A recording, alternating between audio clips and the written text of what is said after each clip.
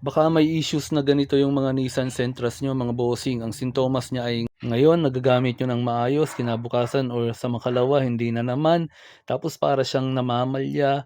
Pero may times din naman na parang wala siyang palya, parang ang ganda-ganda niyang gamitin ngayong araw, next day or the other day, parang pangit na naman niyang gamitin. Tapos minsan parang hirap siyang umakyat pero minsan naman okay siya.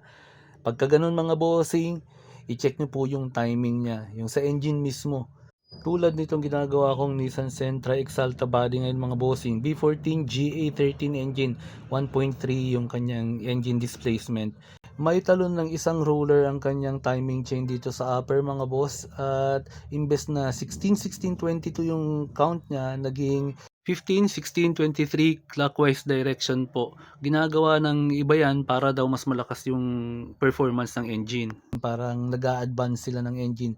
May tamang pag-a-advance po dyan. Silipin nyo po yung kanyang crankshaft pulley. Meron naman po doon yung mga gatla niya. Meron doon -5, 0 degrees, +5, +10, +15 degrees, +20 degrees. Kayo na bahala kung saan nyo itatapat doon. Pero yung ganyang patalon po ng roller or ng ngipin ng chain, huwag nyo pong gagawin yan dahil may negative effect yan sa performance ng engine.